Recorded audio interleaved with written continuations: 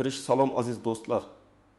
Kanalimizga xush kelibsiz. Bugun men sizga shunday bir ma'lumotni oshkor qilamanki, bu ma'lumotni ko'pchilik pensionerlardan, afsuski ma'lumot yetishmovchiligi tufayli yashirishga harakat qilishadi. Bu shunday bir qo'shimcha to'lovki, uni olishga sizning to'liq haqqingiz bor. Ammo ko'pchilik bu haqda ma'lumot yetarli emasligi sababli undan bexabar. Bu ma'lumot esa sizning oilaviy byudjetingizga sezilarli darajada ijobiy ta'sir ko'rsatishi mumkin. Bugungi videoning qahramoni nafaqaxo'rlarga tegishli bo'lgan. Ammo ko'pincha e'tibordan chetda qoladigan juda muhim nafaqa ustiga qo'shimcha to'lov hisoblanadi. Bu haqida bilish har bir nafaqaxo'r uchun hayotiy zaruratdir. Har bir so'm bugungi kunda o'z ahamiyatiga ega va davlat tomonidan kafolatlangan har qanday yordamdan foydalanish sizning fuqarolik haqqingizdir. Shu sababli diqqatingizni jamlang. Chunki bugun sizning va yaqinlaringizning hayotini yaxshilash mumkin bo'lgan ba'zan yashirin deb ataluvchi sirlarni ochib beraman. Videoni boshlashdan oldin barchangizdan ushbu videoga like bosishni va kanalimizga obuna bo'lishni so'rayman. Axir sizning qo'llab-quvvatlashingiz bizga yanada ko'proq foydali va shaffof ma'lumotlarni sizga yetkazishda kuch bag'ishlaydi. Hamda bu videoning boshqa insonlarga ham yetib borishga yordam beradi. Marhamat, biz boshladik. Muammoning mohiyati ilgari qanday edi va hozir nima o'zgartirildi? Avvallari nafaqa tizimi biroz boshqacharoq. Ba'zi jihatlari soddaroq, ba'zilari esa murakkabroq edi. O'tmishda nafaqalar ko'pincha faqat fuqaroning umumiy ish staji, uning o'rtacha ish haqi miqdori va egallab turgan lavozimiga asoslanib hisoblanar edi.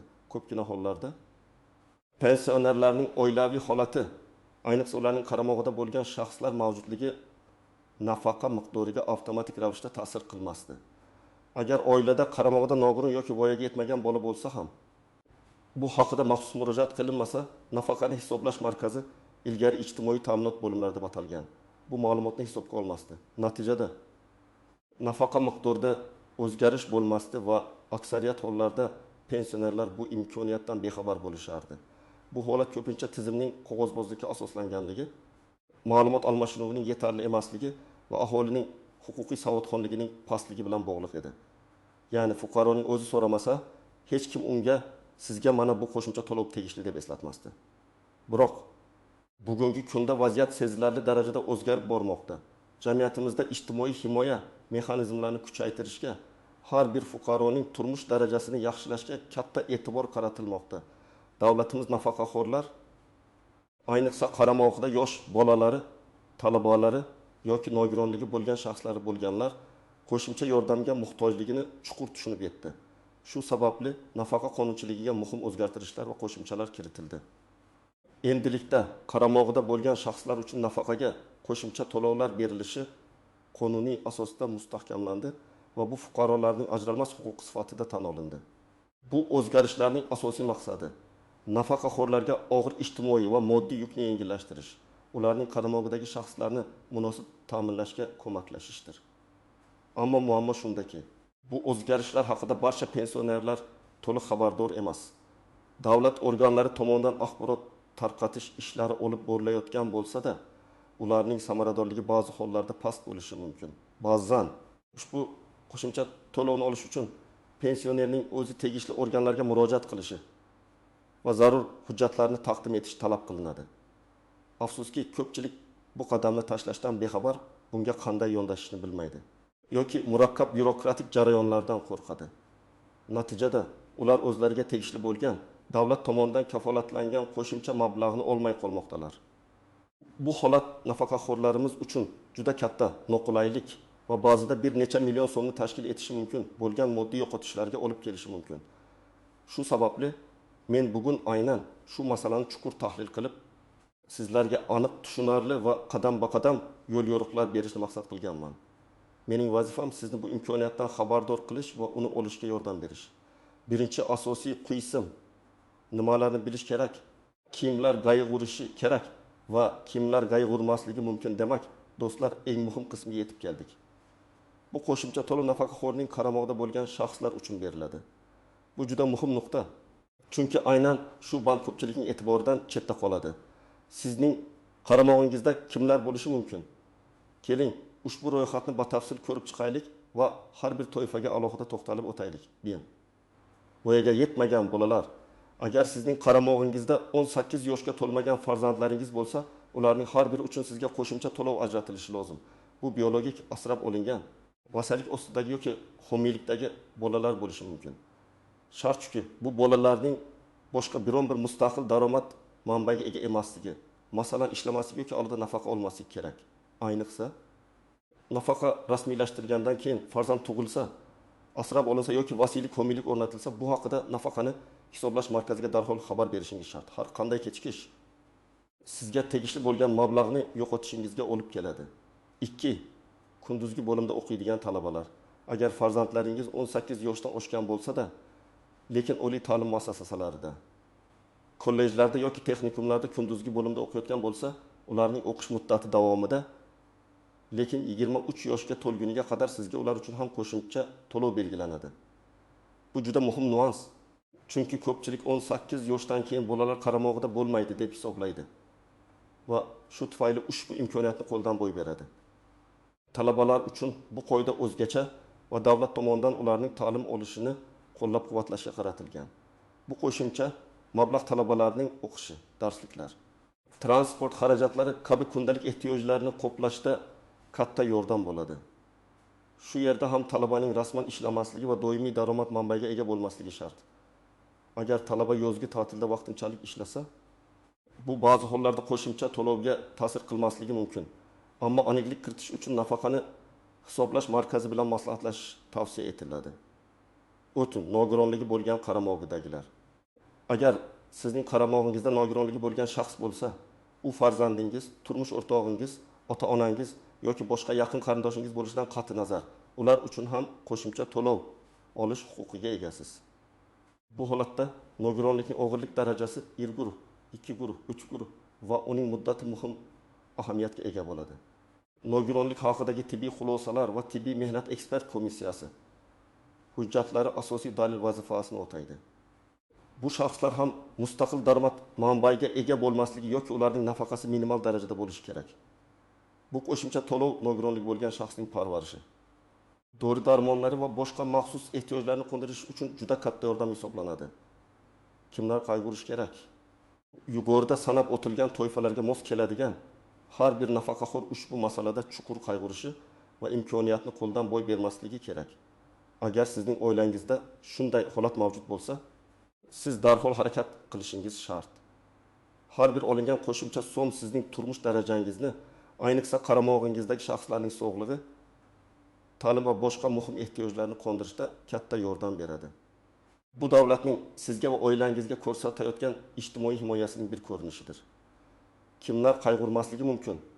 Agar sizning qaramog'ingizda yuqorida sanab o'tilgan toifadagi shaxslar bo'lmasa, ya'ni bolalaringiz allaqachon voyaga yetib, o'z mustaqil daromad manbaiga ega bo'lgan bo'lsa, turmush o'rtog'ingiz ham mustaqil daromadga ega bo'lsa, u holda bu qo'shimcha to'lov sizga tegishli bo'lmaydi. Ammo shuni unutmangki, har bir nafaqaxo'r o'z huquqlarini bilishi va doimo qonunchilikdagi yangiliklardan xabardor bo'lishi muhimdir.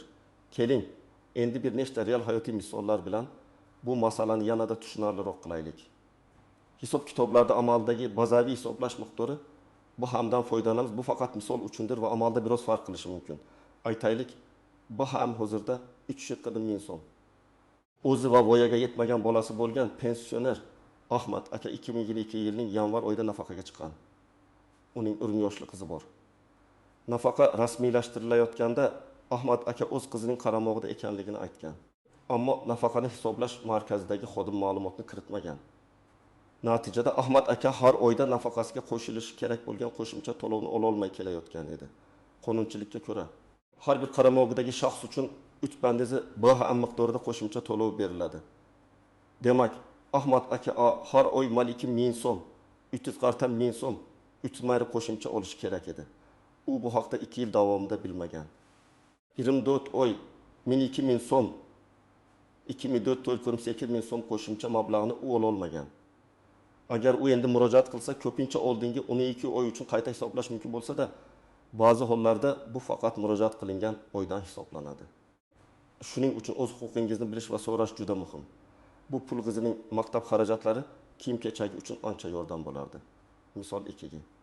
O'z va kunduzgi bo'limda o'qiyotgan farzandi bo'lgan pensioner Dilbar opa 2020 yildan beri nafaqada. Uning 20 yoshli o'g'li universitetda kunduzgi bo'limda 3 kursda o'qiydi. Dilbar opa o'g'li 18 yoshdan oshgach, unga qo'shimcha to'lov berilmasligini o'ylab bu haqda so'ramagan. Yuqorida aytib o'tganimizdek 23 yoshga to'lguniga qadar kunduzgi bo'limda o'qiyotgan talabalar ham qaramog'idagi shaxs hisoblanadi. Faraz qilaylik, bu holatda ham qo'shimcha to'lov miqdori o'ta past BSM, ya'ni minimum 2000 so'm bo'lsin. Dilbar opaning o'g'li 25 yoshga to'lganidan buyon 2 yil o'tgan. Bu degani 24 oy davomida u 2000 so'mdan jami 2 million so'm yo'qotgan. Agar u bu haqda bilganida va harakat qilganida o'g'lining o'qishiga yordam berish uchun ancha mablag'ga ega bo'lar edi. Bu pul o'g'lining yotoqxona to'lovlari, darsliklar yoki uyga borib kelish xarajatlari uchun juda oz qotardi. Misol uchun, o'zi va nogironligi bo'lgan turmush o'rtog'i bo'lgan pensioner Sarvar aka 2020 yilda nafaqaga chiqqan. Uning turmush o'rtog'i 2 guruh nogironi bo'lib mustaqil ishlay olmaydi va to'liq Sarvar akaning qaramog'ida. Sarvar aka nafaqa rasmiylashtirganda turmush o'rtog'ining nogironligi haqida aytmagan. Chunki u nafaqa faqat ish staji va maoshga qarab beriladi deb o'ylagan. Qonunchilikka ko'ra, nogironligi bo'lgan qaramog'idagi shaxs uchun yaqin barda baham miqdorida qo'shimcha to'lov belgilanadi deylik. Bu degani Sarvar aka har oy 170 so'm, 340 so'm EXB'da qo'shimcha olishi mumkin edi. 2 yildan beri bu imkoniyatdan foydalanmaganligi uchun u jami 4 so'm, 24 oy 7000 so'm mablag'ni yo'qotgan. Bu mablag' nogironligi bo'lgan shaxsning dori-darmonlariga, parvarishiga juda katta yordam bo'lardi. Ko'ryapsizmi, do'stlar? Bu shunchaki mayda summa emas, balki oila byudjetiga sezilarli yordam beradigan mablag'lar bo'lishi mumkin. Agar oilada bir nechta qaramog'idagi shaxslar bo'lsa, bu summa yanada kattalashishi mumkin. O'z huquqlaringizni bilish va ularni talab qilish juda muhimdir. Ikkinchi asosiy qisim qoidalarga tuzoqlar va oddan ko'zga ko'rinmaydigan nuanslar har qanday qoida kabi bu qo'shimcha to'lovlar tizimida ham istisnolar, e'tibor berish lozim bo'lgan tuzoqlar va nozik nuanslar mavjud. Ularni bilish sizga jarayonni to'g'ri tushunish va xatolarga yo'l qo'ymaslikka yordam beradi. Bir qaramog'idagi shaxsning daromadi. Eng muhim nuanslardan biri shundaki, agar sizning qaramog'ingizdagi shaxs mustaqil daromad manbaiga ega bo'lsa, masalan, ishlasa, biznes qilsa yoki o'zi ham nafaqa olsa, holda u sizning qaramog'ingizda hisoblanmaydi va uning uchun beriladigan qo'shimcha to'lov to'xtatiladi. Bu ayniqsa talabalar uchun muhim. Agar talaba kunduzgi bo'limda o'qiyotgan bo'lsa-da, rasman ishga joylashsa va maosh olsa, u holda uning uchun beriladigan qo'shimcha nafaqa bekor qilinishi mumkin. Nafaqani hisoblash markaziga bu o'zgarishlar haqida darhol xabar berishingiz shart. Aks holda noto'g'ri olingan mablag'larni qaytarishingizga to'g'ri keladi. Bu moliyaviy muammolarga olib kelishi mumkin. 2. Talabalik maqomining o'zgarishi. Yuqorida aytib o'tganimizdek, qo'shimcha to'lov faqat kunduzgi bo'limda o'qiyotgan talabalar uchun beriladi. Agar farzandingiz sirtqi bo'limga o'tsa, o'qishini tashlab qo'ysa, akademik ta'til olsa, u holda siz uning uchun qo'shimcha to'lov olish huquqini yo'qotasiz. Bu haqda ham nafaqani hisoblash markaziga o'z vaqtida xabar berish juda muhim. Universitetdan talabalik maqomi haqida doimiy ravishda ma'lumotnoma olib turishingiz talab etilishi mumkin. 3. Qaramog'idagi shaxsning yosh chegaralari. Voyaga yetmaganlar uchun 12 yosh. Talabalar uchun esa 23 yosh maksimal chegara hisoblanadi. Bu yoshga yetgach yoki talaba o'qishini tugatgach qo'shimcha to'lov avtomatik ravishda to'xtatiladi. Ammo nogironligi bo'lgan shaxslar uchun yosh chegarasi mavjud emas. Ularning nogironligi davomiyligiga qarab to'lov davom ettirilishi mumkin. Nogironlik muddatini tasdiqlovchi tibbiy hujjatlarni muntazam yangilab turish va nafaqani hisoblash markaziga taqdim etish zarur. Bir nechta pensioner oilasida qaramog'idagilar. Agar oilada ikkita nafaqaxo'r bo'lsa, masalan, er-xotin va ularning qaramog'ida umumiy bolalari bo'lsa, u holda bu bolalar uchun qo'shimcha to'lovni faqat bir nafaqaxo'r olishi mumkin. Ya'ni har ikki ota-ona ham bir xil bola uchun alohida qo'shimcha nafaqa ola olmaydi. Bu holatda ota-onalar kim nafaqa olishini o'zaro kelishib olishlari va nafaqani hisoblash markaziga shu haqda yozma xabar berishlari kerak. Odatda ko'proq nafaqa oladigan shaxsning nafaqasiga qo'shish afzal ko'riladi. 5. Qonunchilik o'zgarishlari. Har qanday ijtimoiy to'lovlar kabi nafaqa qonunchiligida ham o'zgarishlar bo'lib turadi. Davlatimiz nafaqaxo'rlar hayotini yaxshilash maqsadida doimiy ravishda yangi qonunlar, qarorlar qabul qiladi. Shu sababli siz muntazam ravishda nafaqa tizimidagi yangiliklardan xabardor bo'lishingiz kerak. Rasmiy manbalarni kuzatib boring. Nafaqani hisoblash markazining veb saytini tekshirib turing yoki ishonchli yangilik manbalariga obuna bo'ling. Bizning kanalimiz ham sizni eng muhim o'zgarishlar haqida xabardor qilib boradi. Shuning uchun obuna bo'lishni unutmang. 6. Muddatli cheklovlar va qayta hisoblash. Bu juda muhim jihat. Agar siz ushbu qo'shimcha to'lovni avvalroq olishga haqli bo'lgan bo'lsangiz, ammo uni ololmagan bo'lsangiz, uni faqat murojaat qilingan kundan boshlab oldinga hisoblab o'tilgan muddat uchun olishingiz mumkin. Ya'ni avvalgi yillar uchun orqaga qarab to'lash mexanizmi har doim ham ishlamaydi yoki faqat ma'lum bir cheklovlar doirasida amal qiladi. Qonunchilikka ko'ra ko'pincha nafaqa to'lanmay qolgan davr uchun. Lekin murojaat qilingan kundan oldingi ko'pi bilan 2 oy uchun qayta hisob-kitob qilish imkoniyati mavjud bo'ladi. Biroq bu avtomatik emas va uni arzangizda alohida so'rashingiz kerak. Shu sababli har qanday kechiktirish sizning moliyaviy yo'qotishlaringizga olib keladi. Bu esa yana bir bor tezkor harakat qilish muhimligini ko'rsatadi. Ushbu 2 oylik cheklov odatda pensionerning o'zi ma'lumotni o'z vaqtida taqdim etmaganligi bilan bog'liq bo'lgan holatlarga nisbatan qo'llaniladi. Agar pensiya jamg'armasining xatosi tufayli to'lov amalga oshirilmagan bo'lsa, u holda cheklovlarsiz barcha davr uchun to'lovlar qayta hisoblab berilishi kerak. Ammo bunday holatni isbotlash uchun sizda kuchli dalillar bo'lishi lozim.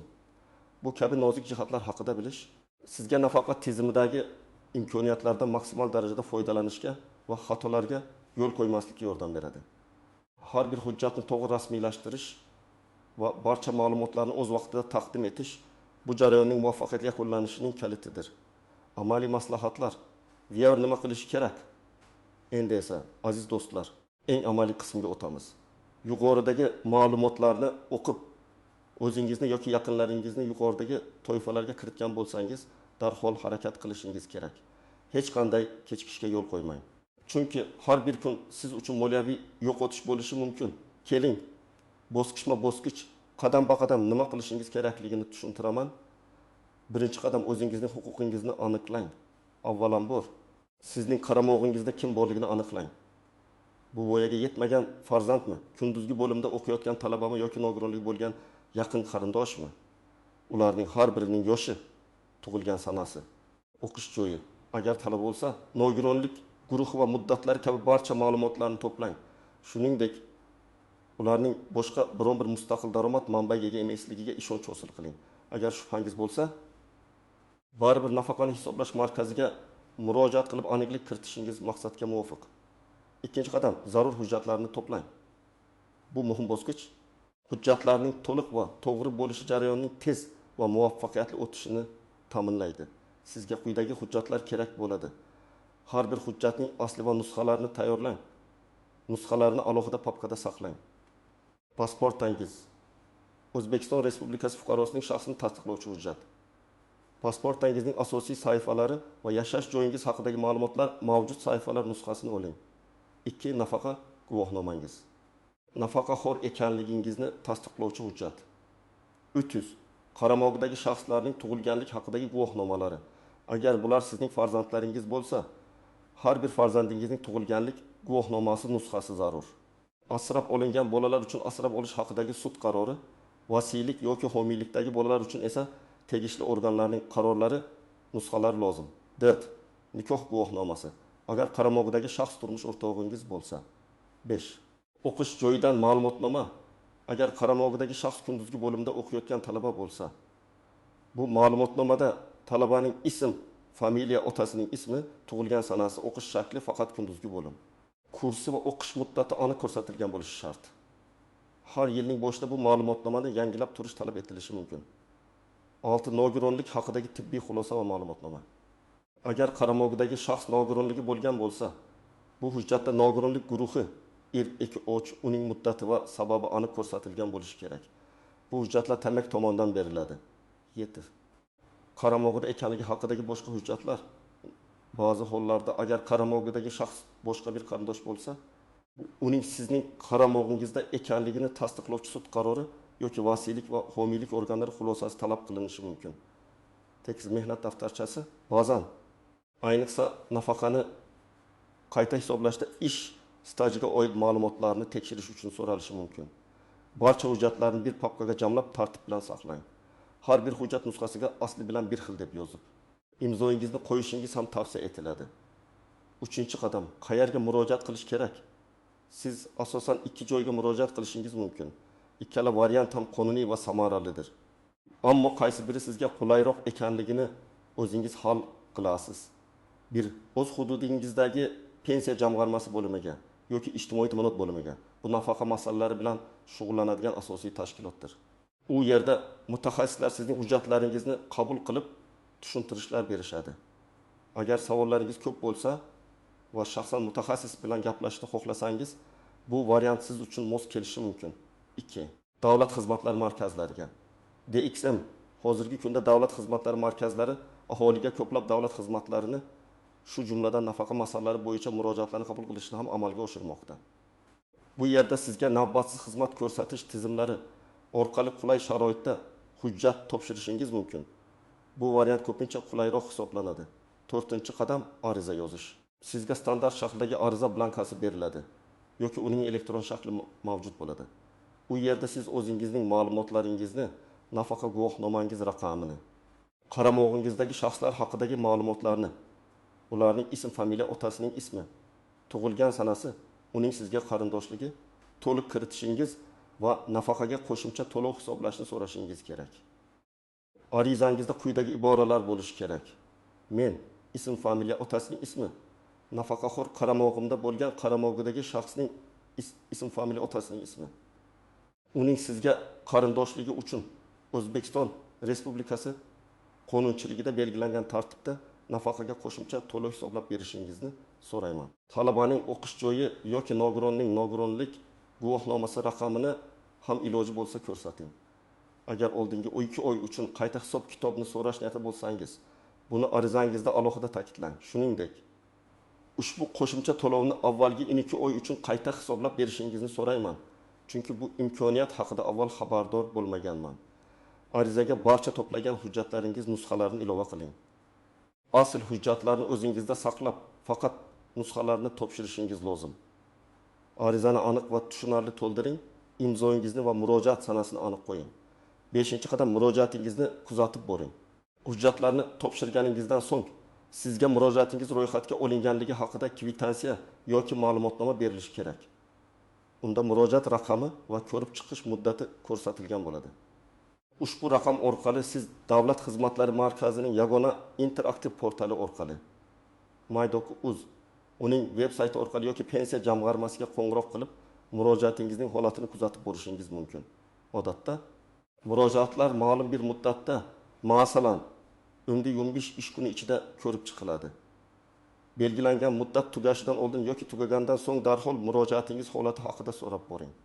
Sizning faolligingiz jarayonni tezlashtirishi mumkin. 6-qadam, rad javobini olsangiz nima qilish kerak?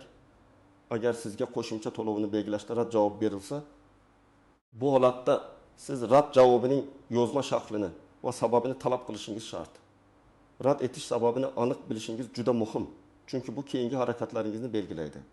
Agar rad javobi biror hujjatning yetishmasligi, noto'g'ri rasmiylashtirilganligi yoki qonunchilik talablariga mos kelmasligi bo'lsa, kamchiliklarni bartaraf etib qayta murojaat qilishingiz mumkin. Agar siz rad javobini asossiz deb hisoblasangiz, bir nechta variantlaringiz mavjud. Yuqori turuvchi tashkilotlarga murojaat qilish, bu pensiya jamg'armasi boshqarmasi, Adliya vazirligi yoki O'zbekiston Respublikasi prezidentining xalq qabulxonalari bo'lishi mumkin. Yozma shikoyat yuborib, vaziyatni batafsil bayon eting. Bu sudga shikoyat qilish, agar barcha ma'muriy usullar samara bermasa, siz ma'muriy sudga murojaat qilib, pensiya jamg'armasining qarorini bekor qilishni so'rashingiz mumkin. Bu holatda sizga malakali yuridik yordamchi kerak bo'ladi. Har bir fuqaroning o'z huquqlarini himoya qilish huquqi mavjud. Shuningdek, malakali yuridik yordam olish haqida ham o'ylab ko'rishingiz mumkin. Unutmang do'stlar, sizning faolligingiz, huquqlaringizni bilishingiz va qat'iyatliligingiz bu qo'shimcha mablag'ni olishning asosiy kafolatidir. Hech kim sizning o'rningizga borib bu haqda sizga ma'lumot berishi va hujjatlarni rasmiylashtirishi shart emas. Bu sizning o'zingizning tashabbusingizni talab qiladi va aynan shu tashabbus sizga va oilangizga davlat tomonidan kafolatlangan qo'shimcha yordamni olib keladi. Yakuniy quyishim yeya oxirgi chaqiruv demak, aziz tomoshabinlarim, bugun biz sizning nafaqangizga qo'shilishi mumkin bo'lgan. Ammo ko'pchilik bilmaydigan yoki ma'lumot yetishmovchiligi tufayli e'tibordan chetda qoladigan juda muhim qo'shimcha to'lov haqida batafsil gaplashdik. Biz bu to'lov kimlarga berilishi, qanday hollarda olinishi mumkinligi, qanday hujjatlar talab qilinishi, qayerga murojaat qilish kerakligi va hatto rad javobini olganda nima qilish kerakligi haqida chuqur va amaliy ma'lumotlar berdim. Siz endi misollarda ko'rganingizdek, bu nafaqat bir oz mablag', balki oilaning byudjetiga sezilarli yordam beradigan, hayot sifatini yaxshilashga xizmat qiladigan jiddiy summa bo'lishi mumkinligini tushundingiz. Bu pullar dori-darmon, ta'lim yoki kundalik ehtiyojlar uchun juda zarur bo'lishi mumkin.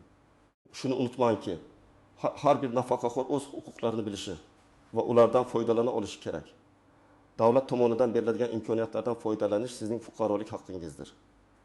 Endi sizda bu qo'shimcha to'lov haqida barcha kerakli ma'lumotlar bor. Orqaga chekinmang, dangasalik qilmang. Hozirning o'zidayoq harakatni boshlang. Yuqorida aytilgan qadamlarni bajaring va o'zingizga tegishli bo'lgan qo'shimcha mablag'ni oling. Siz bunga loyiqsiz. Umid qilamanki, ushbu video siz uchun nihoyatda foydali bo'ldi va ko'plab savollaringizga javob topdingiz. Sizning fikrlaringiz va tajribangiz biz uchun juda muhim. Iltimos, ushbu video ostidagi izohlarda o'z fikrlaringizni, shu kabi vaziyatlarga duch kelgan bo'lsangiz, tajribalaringizni yozib qoldiring. Agar bu qo'shimcha to'lovni olgan bo'lsangiz, qanday erishganingizni yozing. Bu boshqa tomoshabinlarimiz uchun ham foydali bo'lishi mumkin va ularga ilhom beradi. Videoni hali ham like bosmagan bo'lsangiz, hoziroq bosing. Bu video boshqa muhtoj insonlarga ham yetib borishiga yordam beradi. Va albatta kanalimizga obuna bo'lishni unutmang. Chunki biz siz uchun doimiy ravishda dolzarb, foydali va amaliy ma'lumotlarni tayyorlab boramiz. Bildirishnomalarni yoqib qo'yishni ham unutmang. Shunda yangi videoni o'tkazib yubormaysiz. Keyingi videomizda ko'rishguncha o'zingizni asrang, huquqlaringizni biling va doimo o'z manfaatlaringizni himoya qilishdan cho'chimang. Omon bo'ling.